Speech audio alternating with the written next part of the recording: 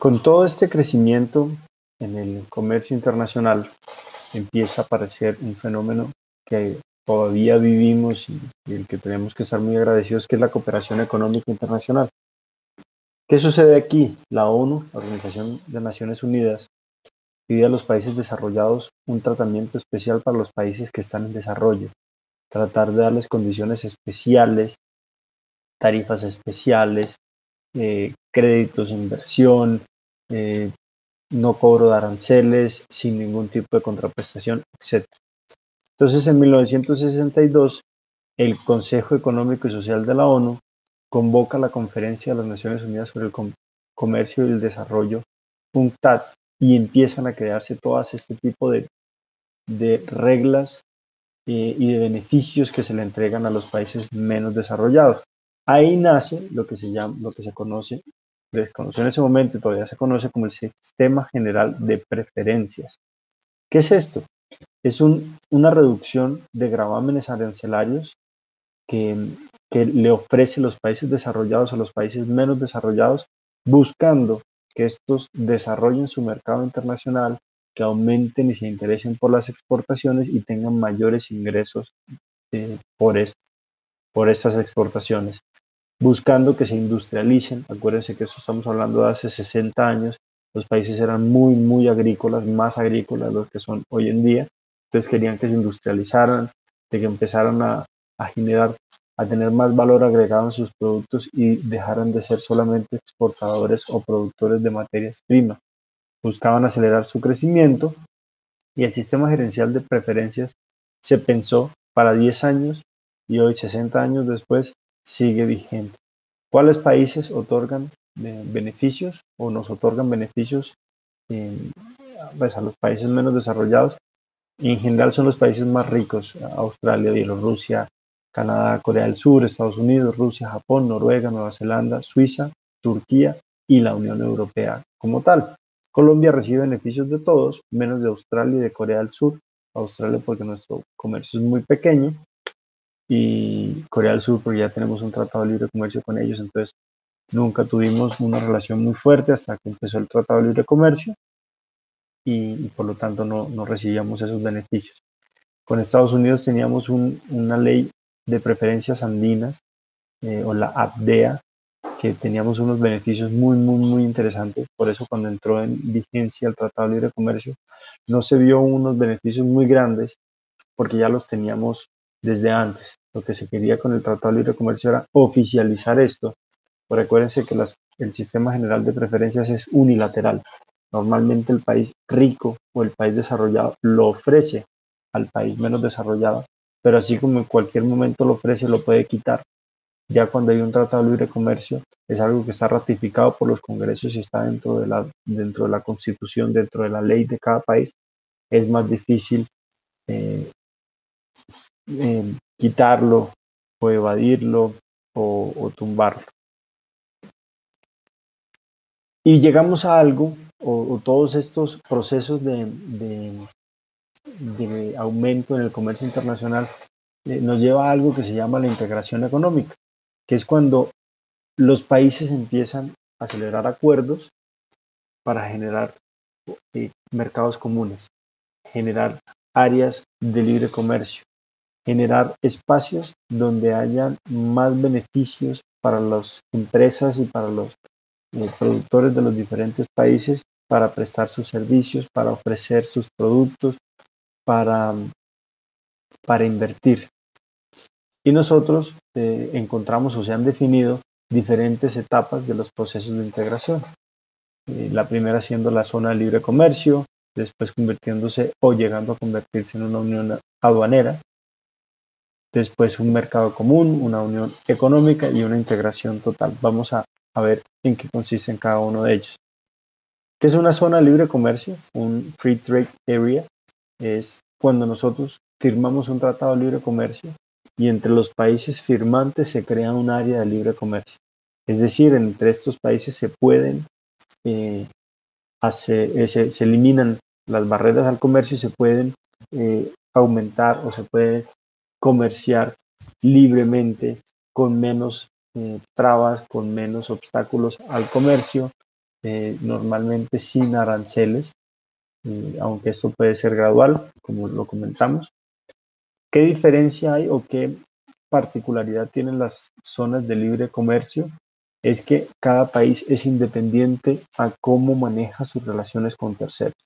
Entonces, Colombia tiene un tratado de libre comercio con Estados Unidos, pero Estados Unidos tiene unas condiciones comerciales con Europa y Colombia tiene unas condiciones comerciales con Europa distintas a las que tiene Estados Unidos. Cada país es independiente de cómo maneja sus relaciones con los otros. Normalmente es la primera etapa de integración, no es una regla de que tienen que haber más etapas de integración. Los países son libres de crear una zona de libre comercio o firmar un acuerdo de tratado de libre comercio y no evolucionar más allá de ahí. Por ejemplo, está el Tratado de Libre Comercio de América del Norte, el TLC, que tiene Colombia con Estados Unidos, o el G2, que es el Tratado de Libre Comercio que tiene Colombia con México, del que antes hacía parte de Venezuela, pero por todos los inconvenientes que ha tenido, se retiraron. Después de eso, después de que un país o una serie de países firman un tratado de libre comercio, el siguiente paso sería crear una unión aduanera, que después de que rompen o eliminan las barreras entre el comercio entre estos países, por ejemplo, entre Colombia y Estados Unidos, adoptan una política arancelaria y comercial común frente a otros países. Por ejemplo, el Mercosur, Argentina, Brasil, Paraguay, Uruguay, Chile, hacen parte de Mercosur y ellos lo que hacen es que no solamente tienen un tratado de libre comercio entre ellos, sino que tienen una política común hacia otros países. Entonces la política de importación de productos a Brasil desde Colombia es la misma que desde Colombia a Argentina o desde Colombia a Uruguay. Ellos tienen una política o unos acuerdos que no los firman por país, sino que los firman como región, como Mercosur. Después llevan esto a un mercado común, donde no solamente tienen una política igual o una política común hacia los terceros, sino de que permiten un libre movimiento de mercancías, servicios, personas, migración laboral, inversión de capitales dentro de los países. Entonces se forma como una zona común donde hay una libre movilidad de todos estos aspectos que les comento, mercancías, servicios, personas, empleados o inversión de capitales dentro de los países que hacen parte de ese mercado común, para después llegar a una unión económica. Cuando ya tengo una libre movilidad dentro de los países, se tiende a haber una uniformización de las políticas económicas, sociales y monetarias para tratar de estandarizar la, la, el bienestar, para tratar de estandarizar la situación económica de los países que hacen parte de la Unión Económica, para que todos puedan crecer al mismo ritmo, para que no haya unos endeudamientos más altos en unos países que en otros que puedan perjudicar a sus socios.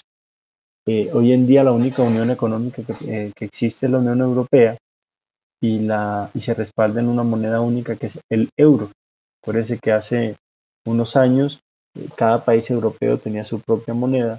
Hoy en día muchos de ellos, o la mayoría de ellos, en la mayoría de ellos circula el euro.